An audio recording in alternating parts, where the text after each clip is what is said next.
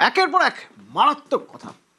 কল্যাণ বন্দ্যোপাধ্যায় অভিষেক বন্দ্যোপাধ্যায়কে এক হাত নিলেন, বলছেন ওর ঔদ্ধত্য এসি রুমের রাজনীতি, যার জন্য তৃণমূলের এই অবস্থা। বলছেন এসি রুমের রাজনীতির জন্যই দল হেরেছে। আরো বলছেন আমি আর নেই, অনেক হয়েছে। অভিষেক বন্দ্যোপাধ্যায় রক্ষা কবচ মামলা করেছিলেন কল্যাণ বন্দ্যোপাধ্যায়। গতকাল রাত 12:30 জানানো হয় আর দরকার নেই। আজ অন্য আইনজীবীকে নিয়োগ করেছেন অভিষেক। ঠিক এইরকম একটা জায়গা থেকে কল্যাণ বন্দ্যোপাধ্যায়ের বক্তব্য, যেখানে তিনি রীতিমতো তোপ দাগছেন। বলছেন এসি রুমের রাজনীতির জন্য দল হেরেছে।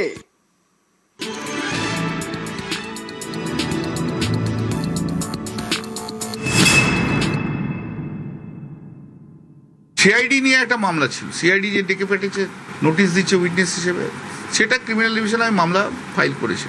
গত শুক্রবার দিন ভেকেশন বেঞ্চে মামলাটা ছিল, 221 আইটেম, ওই 214-15 পর্যন্ত হলো, তারপর তো ম্যাটার রিচ করলো না। তখন আমি মেনশন করলাম, মেনশন করার পরে জজ সাহেব আমাকে বললো বুধবার দিন মামলাটা থাকবে। তো বুধবার দিন মামলা থাকবে, কালকে সকালে মামলা ছিল না লিস্টে। মঙ্গলবার দিন থেকে জানো তো সার্চ হয়েছে অনেক, ক্যামাক স্ট্রিটে, তারপর দিদির অফিসে, সেখানেও আমি উপস্থিত ছিলাম, অনেক দেরিতে গেছি। কালকে জাস্টিস কৌশিক চন্দ্র ঘরে মেনশন করে আমি বললাম যে ম্যাটারটা খুব আর্জেন্ট, আমার সার্চ হয়েছে, হয়েছে, তুমি মামলাটা নাও। তখন জজ সাহেব বললো ঠিক আছে মিস্টার বন্দ্যোপাধ্যায়, আমি কালকে নেবো। আমি খুবই অসুবিধার মধ্যে রয়েছে, যে কোনো মুহূর্তে অ্যারেস্ট হয়ে যেতে পারে। বললো আমি কালকে নেব, তুমি সকালে এসো, মামলা কালকে আমি নেব। এবারে আমি এখানে চেম্বারে বসে আছি, বেলা 12:30টার সময় একজন লয়ারকে পাঠিয়েছে, আগে সঞ্জয় বসুর সঙ্গে ছিল অ্যাকুইলার। সে এসে বলে একটা রিট পিটিশন ফাইল হয়েছে সার্চ নিয়ে, সার্চ তোমরা রিট পিটিশন সার্চ নিয়ে ফাইল করলে, আর সার্চটা তো আমার subject matter of the criminal division. তো আগে সার্চ ইলিগাল কি লিগাল তার ভিত্তিতে তো জজ ওখানে অর্ডার দেবে, সে তো সাবজেক্ট ম্যাটার হয়ে গেল আমার। তো আমি ওখানে অ্যাফিডেভিট করছি, তো তোমরা একবার কেউ আমাকে জানালে না রিট পিটিশন ফাইল করেছো? বলে না, ওপর থেকে ইনস্ট্রাকশন এসছে। না, কিশোর দত্ত করছে, আমরা করুক কিশোর, তাহলে কোনো অসুবিধা নেই আমার। কিন্তু তোমরা আমাকে দেওয়ার মামলা করো, কারণ তোমাদের যখন ডিফারেন্ট ওপিনিয়ন, ডিফারেন্ট লোকের রয়েছে, তাহলে আমাকে করার দরকার নেই। আমাকে ডাস্টবিন হিসেবে ট্রিট করো না, আমাকে বলে দাও ঘন্টাখানেকের মধ্যে আমি করবো কি করবো না, কিছু জানাইনি। আমি সন্ধ্যেবেলায় কালকে পড়ে আবার রেডি হলাম, যে মামলা করতেও কিছু যখন জানাইনি। রাত্রি 12:30টার সময় আমার ছেলেকে টেক্সট করে বলেছে যে আমাকে থাকার দরকার নেই, অয়ন ভট্টাচার্য থাকবে। তো আমি মামলা ছেড়ে দিয়েছি। এত জুনিয়র ছেলেরা থাকবে, আমি 45 ইয়ার্স প্র্যাকটিস, একটা সিনিয়র লয়ারের সঙ্গে কীভাবে কথা বলতে হয় সেটা কিচ্ছু জানে না। এত অ্যারোগেন্সের কী আছে? সময় থেকে শিক্ষা পেল না। আমি তো ক্যামাক স্ট্রিটের এমপ্লয়ি নই। আজকে বুঝতে হবে যে ওর জন্য দলটা সর্বনাশ হয়েছে, সেটা যদি না বোঝে তাহলে আর কিচ্ছু করার নেই। ওর অ্যাটিটিউড, ওর অ্যারোগেন্স। আমি হচ্ছে পশ্চিমবাংলার নাম্বার 1 সৎ পলিটিশিয়ান, আমি বলে দিলাম। আর ওর জন্য আজকে আমাদের চোর শুনতে হচ্ছে। লাইফ ইজ আন্ডার থ্রেট, যেখানে যাচ্ছে সেখানে কেউ না কেউ ইয়ে করছে। পরশুদিনে এয়ারপোর্টে চোর করে দৌড়ে এসছে। দিদি অভিষেককে নিয়ে চলুক, আমাকে দরকার নেই। আর অভিষেককে বাদ দিয়ে দিদি চলে যদি, আমি দিদির পাশে আছি। অভিষেক বন্দ্যোপাধ্যায় এয়ার কন্ডিশন ঘরে থাকার ছেলে। অভিষেক বন্দ্যোপাধ্যায় তো আর জানে না কত পরিশ্রম করতে কি করতে হয়। ও সবাইকে ধরে নিয়েছে ওর ক্যামাক স্ট্রিটের এমপ্লয়ি। হবে না এসব, আমি পারবো না। আমিও সহ্য করতে একটা সময়ের একটা ইয়ে এসে গেছি। 2022-এ আমি এই কথা বলেছি, আপনাদের সবাইকার কাছে সেই ভিডিও আছে, নতুন করে আমি কিছু বলছি না। আজকে এই বিপদের দিনে দাঁড়িয়ে আমি দিদির পাশে আছি। তাকে পর্যন্ত কিভাবে রেসপেক্ট করতে হয় সে জানে না। সে যদি না জানে আর তাকে জানতে হবে না। আর মমতা দিও বেছে নিক, কি করবে? অভিষেককে নিয়ে থাকবে, না আমার মতো যারা অভিষেকের প্রতি যারা ক্ষুব্ধ তাদের নিয়ে থাকবে? This is hard decision to take.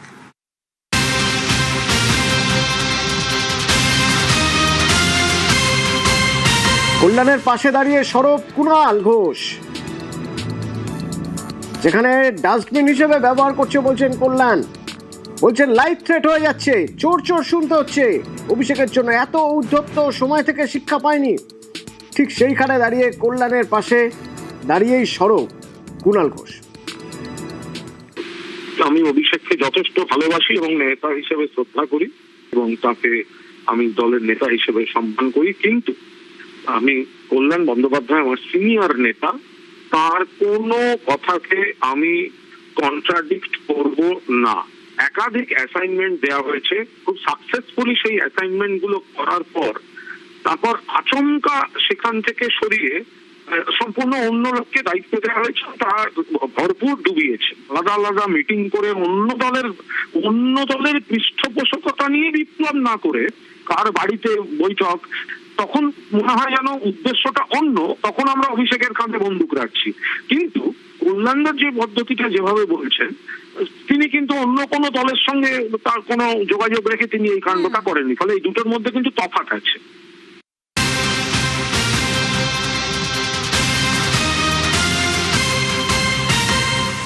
দুজন রাজ্যপাল থাকেন, একজন হচ্ছে হিমাচল প্রদেশের আর একজন হচ্ছে পাঞ্জাবের। তারা উপস্থিত ছিলেন।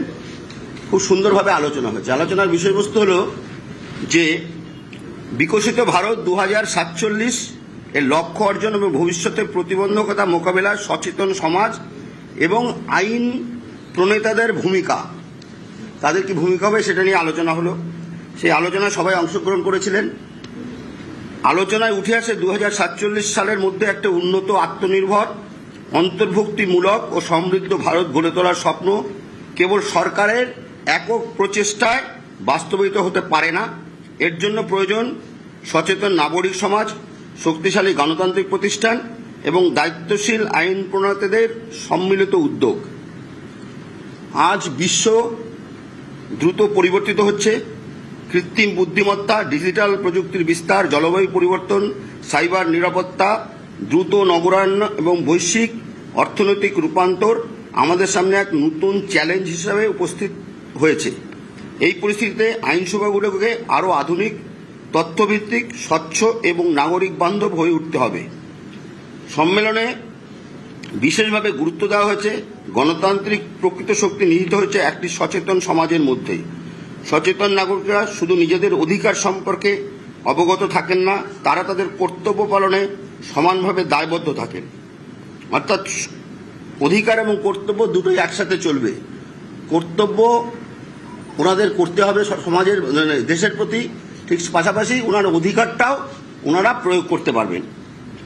তারা সামাজিক সম্প্রীতি রক্ষা করেন, বৈচিত্র্যকে সম্মান করেন, জাতি গঠনের প্রক্রিয়া সক্রিয় অংশীদার হিসেবে ভূমিকা পালন করেন। আমরা মাঝখানে আপনারা হয়তো শুনেছেন যে আমরা এই বিধানসভাকে বিধানসভাতে রূপান্তরিত করব, অর্থাৎ পেপারলেস বিধানসভা হবে। আমরা 33 নম্বর, এর আগে 32টা জায়গায় হয়ে গেছে, সেটা হচ্ছে আমরা 33 নম্বরে সেই মৌ সাইন করেছি। আমাদের কেন্দ্রীয় যে সরকারের যে দুজন মন্ত্রী আছেন তারা অংশগ্রহণ করেছিলেন, আপনারা দেখেছিলেন, এবং সেটা আগামী 100 দিনের মধ্যে আমরা টার্গেট করেছি কমপ্লিট করব। অর্থাৎ এখানে কোনো পেপারে কাজ হবে না। আপনাদের পক্ষে সুবিধা হবে, সাধারণের পক্ষে সুবিধা হবে যে তারা ডাইরেক্টলি অ্যাক্সেস করতে পারবেন, তাদের যদি কোনো কোশ্চেন থাকে সে কোশ্চেন প্লেস করতে পারবেন, তারা এমএলএদেরকে সাজেশন দিতে পারবেন যে কিভাবে কি কোশ্চেন করা উচিত, কি অসুবিধা আছে না আছে। তারপরে এটা একটা বিরাট একটা এরিয়া খুলে যাবে মানুষের কাছে, যে গণতান্ত্রিক প্রক্রিয়ায় সাধারণ মানুষের অংশগ্রহণ আরও ব্যাপক হবে।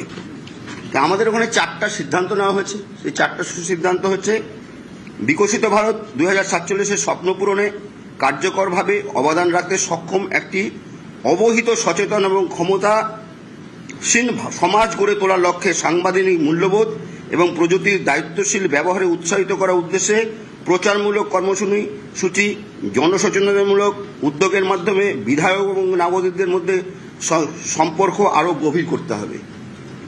মানে আমাদের এটা দেখতে পেয়েছি যে বেশিরভাগ ক্ষেত্রে হয় কি, যে ভোট আসে, আমরা যাই, আমরা যারা রাজনীতিবিদ যারা আছেন তাদেরকে মানুষ হচ্ছে পায় না, কিংবা মানুষ হচ্ছে তাদের মানুষের সাথে সম্পর্ক সেরকম হয় না। এই যত বেশি মানুষের সাথে সম্পর্ক গড়ে তোলা যাবে তত সমাজ উন্নত হবে, এটাই হচ্ছে মূল লক্ষ্য। দ্বিতীয়ত, ধারাবাহিক পেশাগত প্রযুক্তি, আধুনিক প্রযুক্তির ব্যবহার, গবেষণা সহায়তা এবং সর্বোত্তম সংসদীয় চর্চার বিনিময়ের মাধ্যমে আইন প্রণেতাদের সক্ষমতা বৃদ্ধি করা। আমরা দেখতে পেয়েছি যে আমাদের এই বিধানসভায় আমি যেটা রিয়ালাইজ করেছি যে 200 জনের উপরে নতুন একদম এমএলএ, তারা বিধানসভার ব্যাপারে অনেক কিছু জানেন না, প্রথমে আসবে, সেই জন্য তাদের প্রশিক্ষণের ব্যবস্থা করব আমরা। এরপরেই তাদের প্রশিক্ষণ হবে। 2 দিন ব্যাপী আমাদের যে দেশের ভালো ভালো যারা খুব এক্সপিরিয়েন্স সেসব স্পিকাররা আসবেন, তাদের সামনে বক্তব্য রাখবেন এবং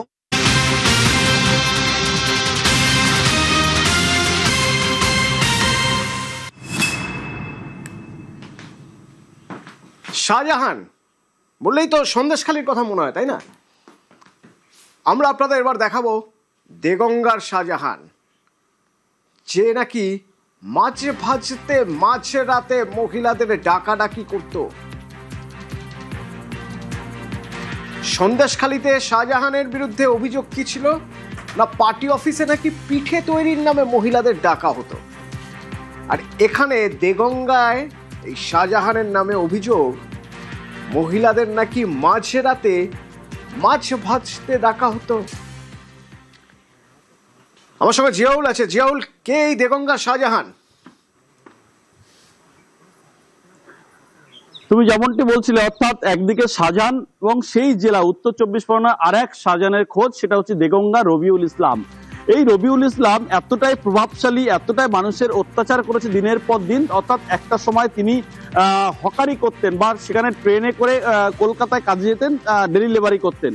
কিন্তু এই পালাবদল, অর্থাৎ যখন 11 সালের পরে তিনি একেবারে এই তৃণমূল কংগ্রেসে নাম লেখার পরেই তার বিশাল বিলাসিতা, অর্থাৎ তার বিশাল বিশাল বাগান বাড়ি এবং সে প্রায় 100 বিঘা বাগান বাড়ি, সেখানে রাতের অন্ধকারে, যেমন শাহজাহানের কথা তুমি বলছিলে যে পিঠে বানানোর জন্য রাতে ডাকা হতো এবং এখানে মাছ ভাজার জন্য মহিলাদেরকে ডাকা হতো, ধরে সেখান থেকে নিয়ে আসে ইচ্ছা মতন যাকে ইচ্ছা তাকেই রাত্রে মাছ ভাজতে আসতে হতো এবং সেখানে এনে তাকে অত্যাচার করা হতো, এমনটা অভিযোগ। এবং এই ধরনের কিন্তু অভিযোগ দিনের পর দিন। যারা অভিযোগ করছেন তাদের বক্তব্য শুনবো। বাগান বাড়িতে মাঝ রাতে ডেকে পাঠানো হতো, মাছ ভেজে দিয়ে যেতে হবে, শুনুন। এখানে একটা বাড়ি করেছে, বাগান বাড়ি। এখানে রাত্রিরে সব মাছের প্রোগ্রাম, মদের প্রোগ্রাম, বাইরের থেকে মেয়েদের এনে এখানে সব প্রোগ্রাম করে ডেলি রাত্রি। বাগান বাড়িতে মেয়েদের এনে এখানে মাছ ভাজা হয়, মদের আর কি আসর বসে। এখানে মেয়েদের রান্না বান্না করতে হবে এই বলে ডেকে নিয়ে আসে। এই ডগের থেকে মাছ ধরে বলে ভাজা কর, খাবো। জবস্ত লোকের বউকে তুলে নিয়ে আসে, এনে এইসব করায়। বৈধ কাজকর্ম হয় এখানে। কে করে এটা? পঞ্চায়েত সমিতির মেম্বার ও কিছু প্রভাবশালী নেতার হাত ধরে রেখে দিয়েছিল। আমাদের অভিযোগের কোনো কাজ হতো না।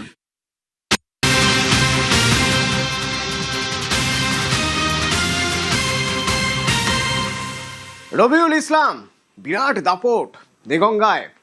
মাঝরাতে বাগান বাড়িতে ডাক পড়তো, মাছ ভেজে দিয়ে যেতে হবে।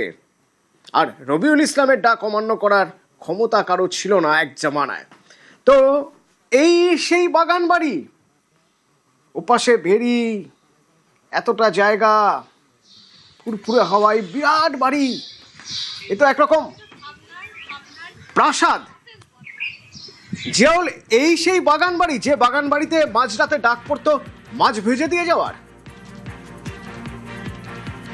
একদম, দেখো, প্রাসাদ বললেও ভুল হবে, তার কারণ এখানে প্রায় 100 বিঘা জমি এবং সেই 100 বিঘা জমিও কিন্তু এলাকার গরিব মানুষের কাছ থেকে কেড়ে নেওয়া, জোর করে নেওয়া। ফলে যখনই প্রতিবাদ করেছে তখন বিভিন্ন রকমের হুমকি দিয়েছেন।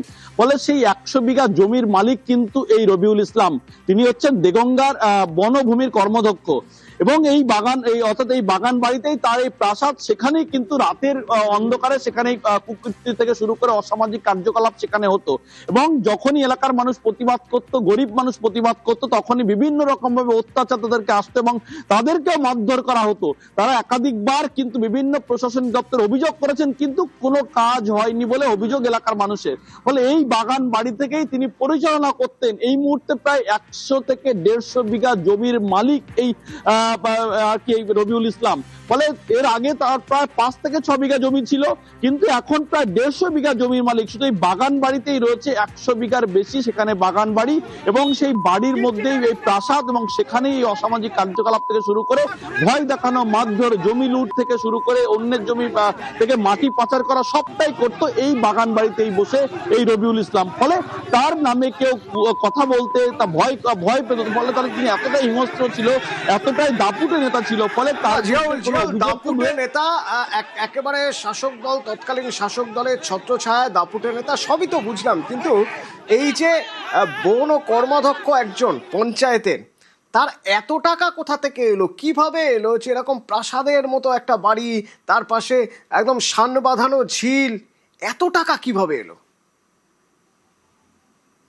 দেখো, এলাকার মানুষ যেটা বলছেন সবটাই জবরদখল, অর্থাৎ এলাকার যে সমস্ত মেছো ভেড়ি রয়েছে সেই মেছো ভেড়ির টাকা গরিব মানুষকে দেওয়া হতো না, সবটাই চাষিদেরকে দেওয়া হতো না, সবটাই নিজে আত্মসাৎ করতো। এখান থেকে একটা হিউজ টাকা। অন্যদিকে হচ্ছে প্রায় 100 বিঘা যে জমিটা তুমি দেখাচ্ছ, এই জমিটা পুরোটাই কিন্তু এলাকার গরিব মানুষের জমি, ফলে সেই জমিতে জোর করে জবরদখল, ফলে তিনি রাজনৈতিক নেতা, তিনি প্রভাব বিস্তার করে তিনি সেই জমি পুরোটাই জবরদখল করে নিজের মতন করে ব্যবহার করছেন। ফলে এই জমি তার, এই জমি আর কারণ না। অর্থাৎ তিনি যেহেতু প্রভাবশালী একজন তৃণমূল নেতা ছিলেন, ফলে সেই নেতার দাপটেই এলাকার মানুষ মুখ খুলতে ভয় পেতেন, ফলে একের পর এক জমি দখল করা। এবং কিন্তু এখন আর ভয় পাচ্ছেন না। যে রবিউল ইসলামে বিলাসবহুল বাগান বাড়ি তৈরি করেছে, শান বাঁধানো ঝিল, সেখানে মদের আসর বসতো, ফুর্তি হতো, মাঝরাতে মাছ ভাজার জন্য ডেকে পাঠানো হতো, সেই রবিউল ইসলামের ভাইকে এবার স্থানীয়রা গণধোলাই দিচ্ছে। সেই ছবিও দেখাবো আপনাদের।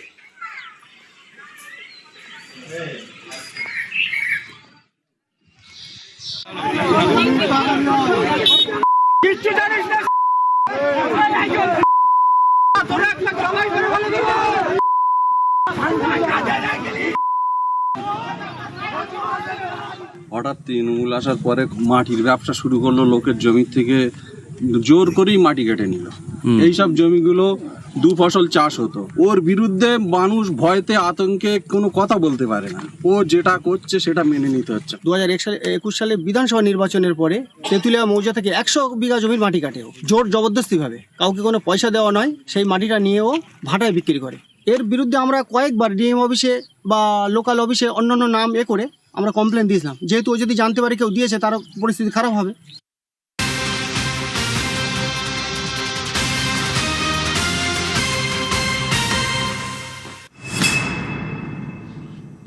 বাগান বাড়িতে ফুর্তি হবে, মাঝরাতে ডাক পড়তো কি না, মাছ ভেজে দিয়ে যেতে হবে। সেই রবিউলের তুলনা করতে গিয়ে আমরা শাহজাহানের কথা বলছিলাম, কেন না সন্দেশখালীর শাহজাহান যে নাকি পিঠে তৈরির নামে মহিলাদের ডাকতো, তো সেই শাহজাহানকে মানুষ ভয় পেত কেন?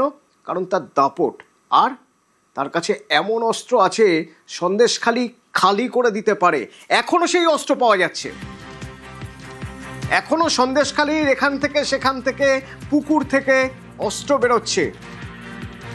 অনুপম আছে আমার সঙ্গে। অনুপম, এখনো অস্ত্র পাওয়া যাচ্ছে শাহজাহানের? হ্যাঁ, একদমই ঠিক বলেছো তনু। তার কারণ হচ্ছে এই যে সন্দেশখালী এলাকার আনাচে কানাচে থেকে এখনো প্রচুর অস্ত্র উদ্ধার করছে স্টেট এবং যে বেঙ্গল পুলিশ। এই যে শেখ শাহজাহান সন্দেশখালী এলাকাতে, সন্দেশখালী এলাকায় যে ত্রাস সৃষ্টি করে রেখেছিল, এলাকার মানুষ বারবার যে অভিযোগ তুলতো, তার কিন্তু একদম পরিষ্কার কিন্তু তার প্রমাণ পাওয়া যাচ্ছে। তার কারণ শেখ শাহজাহানের অনুগামী 4 দিন আগে 4 জনকে গ্রেপ্তার করেছিল এসটিএফ এবং প্রচুর আগ্নেয়াস্ত্র এবং গুলি উদ্ধার করেছিল, এবং তাদেরকে জিজ্ঞাসাবাদ করার পরে আজকে আবার সন্দেশখালী নায়াক থানা এলাকার যে খড়িহাট, সেখানকার শ্মশানের পার্শ্ববর্তী একটি পুকুরের থেকে সেখান থেকে প্রচুর আগ্নেয়াস্ত্র এবং কয়েক হাজার রাউন্ড গুলি উদ্ধার করেছে এসটিএফ। এবং এই নিয়ে কিন্তু বেশ কিছু জায়গা থেকে কিন্তু আগ্নেয়াস্ত্র এবং গুলি উদ্ধার করলো। এবং এর আগের দিন যেদিন 4 জনকে গ্রেপ্তার করেছিল, আগ্নেয়াস্ত্র উদ্ধার করেছিল, সেদিন কিন্তু এসটিএফ এর যে আইজি তিনি কিন্তু বলেছিল যে এসটিএফ এর এই যে অভিযান সন্দেশখালী জুড়ে কিন্তু লাগাতার চলবে এবং প্রচুর আগ্নেয়াস্ত্র এবং গুলি লোকানোর সেই খবর কিন্তু এসটিএফ এর কাছে আছে, এবং সেগুলো একে একে কিন্তু উদ্ধার হবে। এবং তার যে সেই কথা, সেগুলো কিন্তু প্রমাণ পাওয়া যাচ্ছে। এসটিএফ এর কিন্তু লাগাতার যে অভিযান, সেই লাগাতার অভিযানে কিন্তু সন্দেশখালী শাহজাহানের বিভিন্ন জেলা থেকে কিন্তু ক্রমাগত আগ্নেয়াস্ত্র এবং গুলি কিন্তু উদ্ধার করছে এসটিএফ, এবং পরবর্তীতে কিন্তু আরো গুলি বন্দুক উদ্ধার হবে। এবং এলাকার মানুষ কিন্তু যে শেখ শাহজাহানের নামে যে আতঙ্কিত থাকতো, মুখ খুলতে পারতো না, তার কিন্তু প্রমাণ কিন্তু বারবার কিন্তু মিলেছে। তারাই এবার মুখ খুলছে, তারাই এবার দেখিয়ে দিচ্ছে কোথায় কোথায় কোথায় জলের মধ্যে লুকিয়ে রেখেছে, পুকুরের মধ্যে লুকিয়ে রাখা আছে অস্ত্র। বন্দুক আর ওই আপনার কাটিস এইসব গুলো উদ্ধার হলো।